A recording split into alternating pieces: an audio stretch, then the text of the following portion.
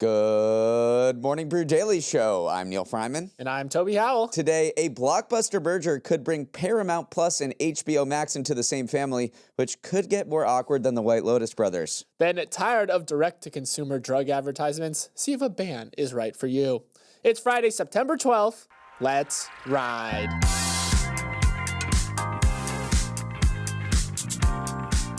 Good morning and happy Friday. I know a lot of you are ready for this week to be over, but anyone living in London is downright desperate. That's because a strike by tube workers has shut down the underground since Sunday, causing commuting chaos. Specifically, a lot of people who don't have much practice riding e-bikes are now riding e-bikes, leading some Londoners to compare their commutes to the Tour de France. The surge in strikelists, as they're known, has been great for the company Lime, which reported a 74% increase in total e-bike trips on Wednesday morning compared to the week before. But it's been a stressful challenge for everyone else. First, even securing a Lime bike when everyone's scrambling for them, and then making sure you get to your destination safely amid the swarm.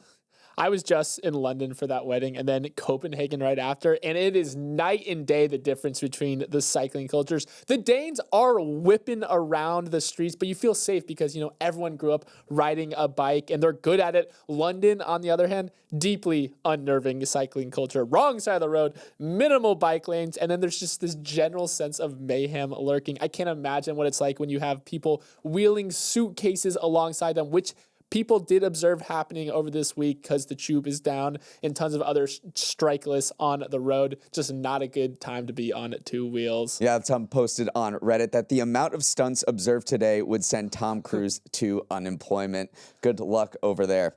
And now a word from our sponsor, Indeed. Something huge is coming, Toby.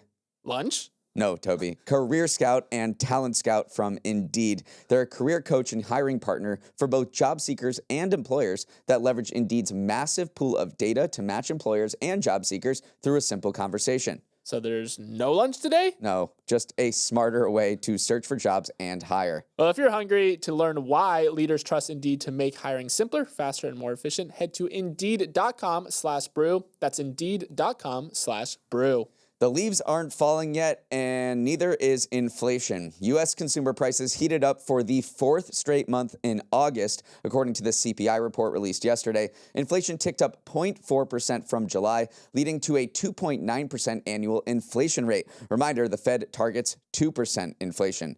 The closely watched core CPI, which strips out the most volatile elements, jumped 3.1%, showing that underlying inflation remains sticky across the economy in both goods and services. Analysts had warned that President Trump's tariffs on dozens of countries would reheat inflation this summer and into the end of the year by saddling costs on businesses that they'd pass on to consumers. So far, tariffs haven't resulted in a dramatic rise in inflation, but it hasn't been negligible either. Just look at what's happening to some of the most tariff-exposed sectors. Last month, prices for apparel, appliances, and new and used cars all rose. In July, furniture prices jumped nearly 1%, and in June, shoes, toys, and cosmetics all got a price hike. So while it's still the early innings of this, tariffs' impact on inflation appears to be like the coffee stain on my shirt, small but noticeable. The inflation report was also important because it was the last piece of data that central bankers will see before they huddle up for the Fed's interest rate meeting next week. Things still seem to be a go for the first rate cut in nearly a year. Yeah, this was the sort of reading that is pretty consistent with this idea of building inflationary pressures. It's also just so annoying for the Fed because it's stuck right above their preferred target, which was, again, why stocks were pretty muted yesterday. They ended up notching all-time highs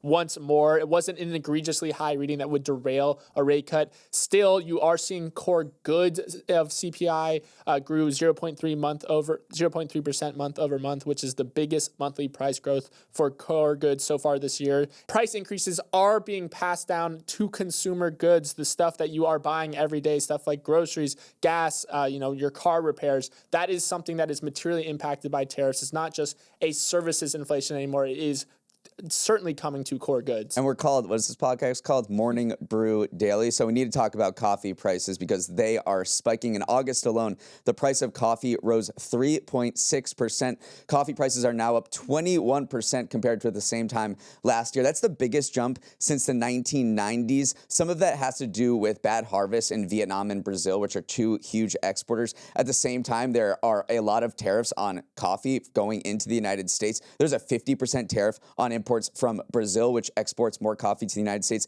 than any other country by a long shot. We got 20% tariffs on Vietnam and 19% on Indonesia. So if you're going to your local coffee shop or buying coffee grounds and you're seeing prices spiking, you are not imagining things. Coffee prices are through the roof. The Ron Swanson CPI basket of goods, as I like to call it, is getting wrecked. Year over year, roasted coffee was up 21.7%. Uncooked beefsteaks are up 16.6%. Eggs are up 10.9%. And bacon is up 7.2%. So if you like a hearty breakfast, then you are certainly feeling the pinch. But there's also some data that shows maybe the economy is not quite as weak or as unstable as you might think, because airfare and hotel stays are getting more expensive, which means demand is still there. We also saw Delta yesterday come out and say, like, hey, we actually feel a lot better about our Q3 revenue. It's crystallized in the 2 to 4% range. So if airlines are telling us that travel, which is one of the more price sensitive, one of the most discretionary parts of,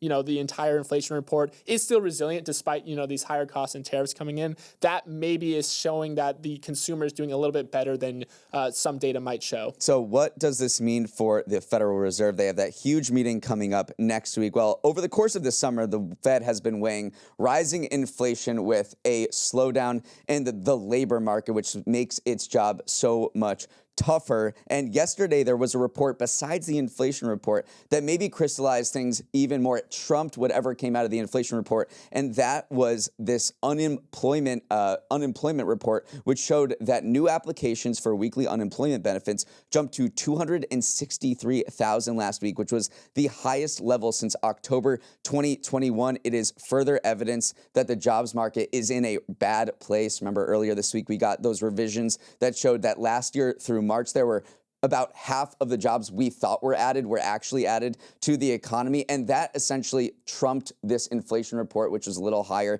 than expected, and sealed the deal for a rate cut, which is why you saw stocks hit all-time highs yesterday. Moving on, the Ellison family is on one right now. Just one day after his dad, Larry, became the richest person in the world, David is preparing an audacious move that would send Hollywood into La La Land.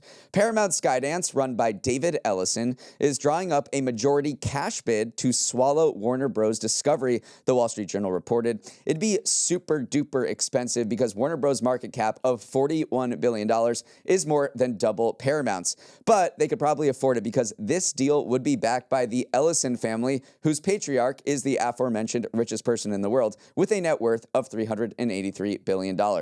A tie-up between Paramount and Warner Bros. Would be monumental, bringing together the parent companies of streaming services HBO Max and Paramount Plus, movie studios that brought you Barbie and Mission Impossible, and TV news giants CNN and CBS. The bid would come at a time of major upheaval in media. Following in Comcast's footsteps, Warner Bros. Recently announced plans to split its business into two, one containing the stagnating legacy television business, and in the other, the faster-growing streaming platform and studios. Notably, Ellison's play for Warner Bros. Is the entire company. He wants all of it. And will he get it? There is a long way to go, as no official bid has been presented yet. If and when it does, it'll need to win approval of Warner Bros. Shareholders and will certainly be looked at by antitrust regulators, given the magnitude of the merger and the increased scrutiny on media from the Trump administration. Ellison will likely rely on his father's close relationship with the president to help him seal what would be a blockbuster deal.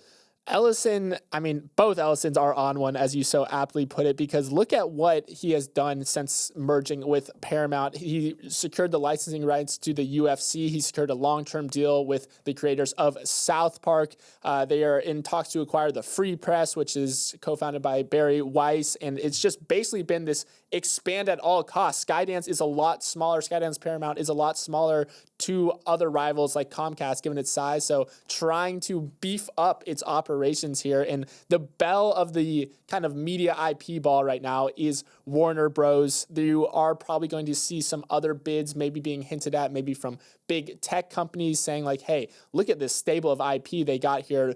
Warner Bros. Has one of the strongest, roster of characters in the media game right now, but it's often been looked at as sort of underutilized. So this is perhaps the first bid that we've heard floated from Warner Bros., but I do not think it will be the last. Yeah, Warner Bros. Has Harry Potter, Batman, Bugs Bunny, Game of Thrones, The Lord of the Rings, Friends, and The Conjuring, and their movie studio is on an absolute heater. Once they had the Minecraft movie come out in April, which reached $1 billion, they rolled out 6 more consecutive #1 movies. HBO Max, which is the streaming service, has a million names, but overall, it has been a strong business. It's profitable and growing. And yes, analysts say Paramount has launched the first volley here in this bidding war, but there will be other tech companies who want to scoop up Warner Bros., whether it's the entire company or it's constituent parts, which we know Warner Bros. Wants to make happen by next year. That plan could go up in flames if it is acquired by Paramount or anybody else. Moving on, you might see a lot less oddly cheery couples on your TV going forwards because the White House and the FDA are cracking down on drug makers over misleading ads.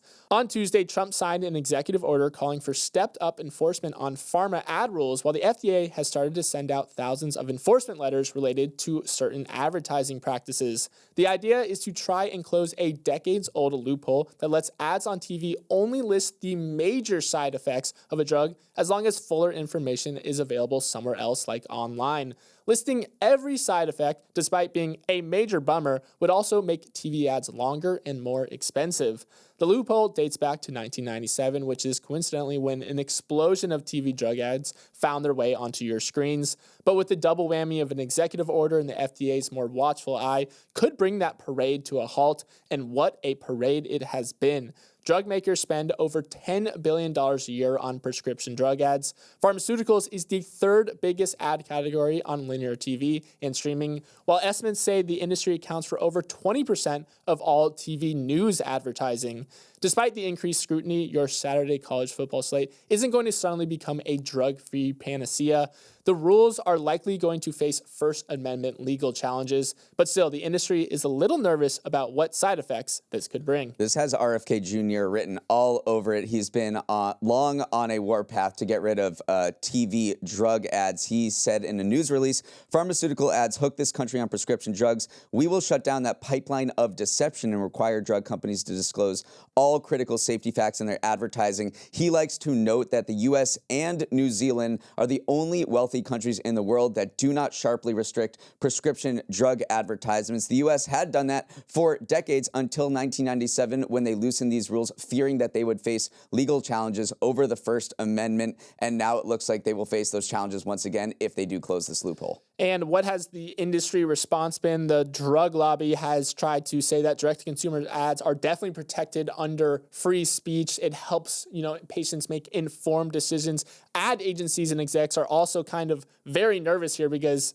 massive spender of the pharma industry. They were relieved it wasn't an outright ban, but they're still worried that these disclosure rules might just make ads basically untenable on TV because already when you see a drug on TV, the joke is like they start listing out all these side effects and it feels so long. You're like, how is this? That's actually an abridged version. Right, and that's an abridged version. So imagine if they listed out every single one. It's basically, not only would they just become so expensive because then you're looking at 90-second or 2-minute ads, which is just ridiculous, but also it's just a pain in the butt for an advertising company to say, how am I supposed to make this appealing to a consumer? So, but some people are saying, hey, we welcome it. Maybe the industry has become too aggressive with their advertising. So it's a little bit of split, definitely fears of disruption, but some just want clarity over what we actually have to say on TV. Now let's take a quick break before we come back with Stock of the Week, Dog of the Week. It's Stock of the Week, Dog of the Week time, the segment where Neal and I pick one stock that's jacked up on creatine and one that can't even bench 135. I won the pre-show game of seeing who can bench 135 the most, so I'm up first. And my stock of the week is contained within that dusty box you forgot about in your parents' basement. Pokémon cards are the hottest new asset class in the investing world, outperforming the S&P 500, the Magnificent Seven, and Labubus. In fact, with returns this good, AI now stands for an Ivysaur. Since 2004, Pokemon cards have returned roughly 3,800% versus 480% for the S&P 500. To put that into context, Meta, which has a nearly $2 trillion market cap, has only returned 1,800% since its IPO. But modern investors don't need cash flow or dividends to pump an asset class up these days. Scarcity and nostalgia can create enough cultural relevance to generate outsized returns where fundamentals don't exist. Just as GameStop traders got bored and took on Wall Street during the pandemic, other, perhaps even nerdier individuals took their stimulus checks and poured them into Pokemon collecting. Logan Paul's $5.3 million Pikachu Illustrator card purchased in 2022 set a Guinness World Record for most expensive card ever and ignited the frenzy even further. So yeah, they're risky and sentiment-driven, and some people might not know a Charizard from a Charmander, but that hasn't stopped a dedicated group of investors from beating Wall Street soundly over the past 2 decades.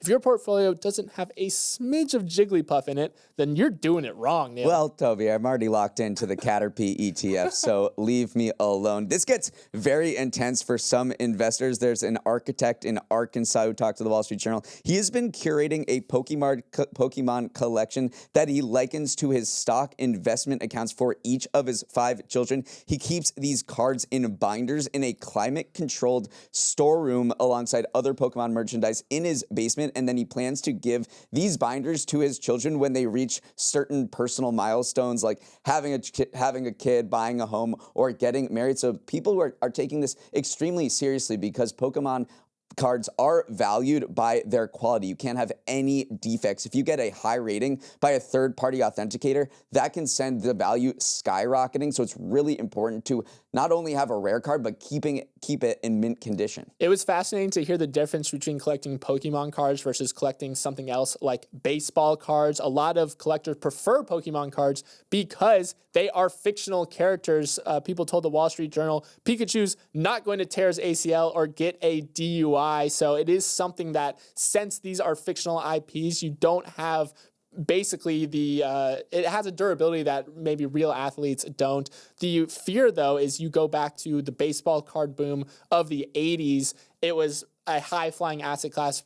People were speaking about it just like we're speaking about it now. And then overproduction came and basically just took the floor out from underneath it. So that's always a fear that maybe, they'll just start pumping out way too many Pokemon cards and they'll just lose their value. But just fascinating to see the differences between collecting real-life athletes versus collecting something like a Pikachu or a Charizard. Yeah, and Kevin O'Leary, Mr. Wonderful, is fully locked in on baseball cards. He just teamed up with another person to buy a Kobe Bryant, Michael Jordan card. They paid $13 million, which was a record for the most expensive trading card ever sold. And he said, quote, "It's going to be a part of an index that I'm going to continue to grow along with my partners. We look at it no different than our Bitcoin holdings, our Ethereum holdings, our gold holdings." So there's some serious investors taking a look at a piece of cardboard and then putting it in somewhere safe and then saying this is essentially like buying Bitcoin or buying gold. I like that you called that a baseball card, highlighting Michael Jordan's baseball career rather than a sports card. We'll call it one of the best minor leaguers to ever do it.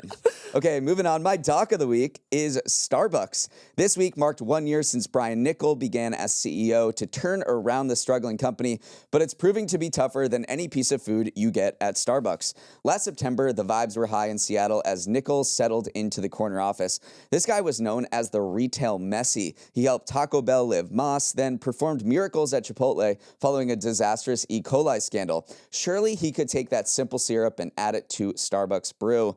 But so far, so okay. In the past year, Starbucks stock is down nearly 9%, and this summer it reported its 6th straight quarter of declining sales. It hasn't been for lack of action. Niccol implemented a sweeping Back to Starbucks initiative with a number of expensive projects aimed at getting customers back in the door. Those include removing a surcharge for non-dairy milk, slimming down the menu from Cheesecake Factory levels, adding more technology to speed up orders, and returning comfy furniture to make Starbucks feel like a place you'd want to hang out for a while.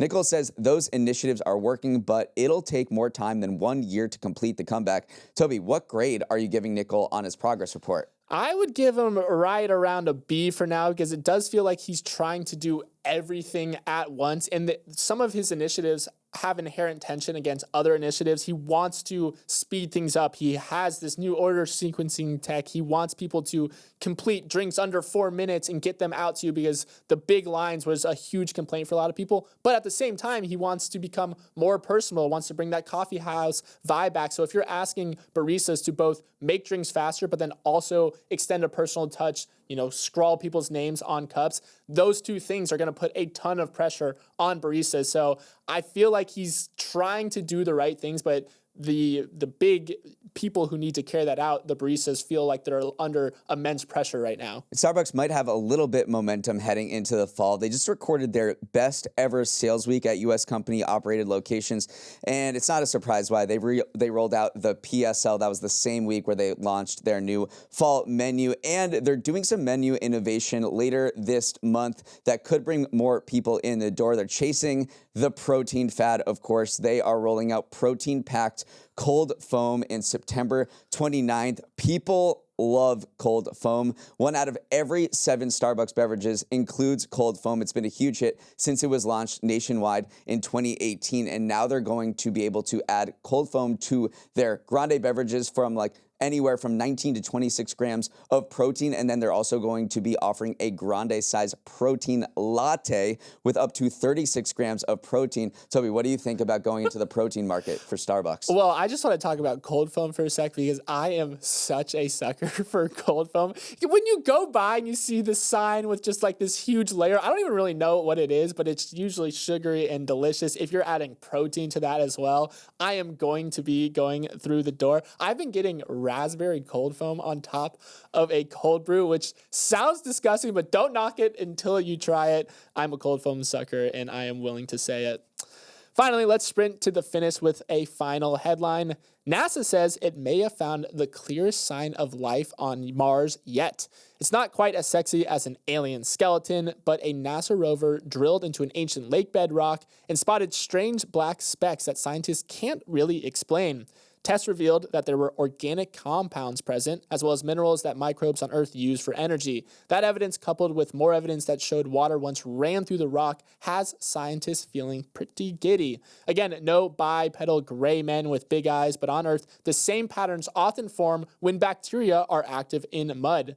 Scientists are cautious, calling it a potential biosignature until the sample can be brought back to Earth. But for now, it's the strongest clue yet that Mars may have once been alive. Wow. Carl Sagan once said, extraordinary claims require extraordinary evidence. So far, this evidence is intriguing. It's not necessarily extraordinary yet, but Joel Hurwitz, who is the lead author of this study, he is a scientist on the Perseverance rover mission, said it's better than a coin flip. If you say, let's put $20 on whether these rocks turn out to have biology in them, and we'll figure that out when these samples come back, he would take that bet. So pretty exciting stuff. Yes, it's not skeleton. It's not like an alien. It's literally going to be microbes. But the fact that there were microbes or organic matter at all on Mars or organic living things on Mars is a pretty exciting thing for our solar system and beyond.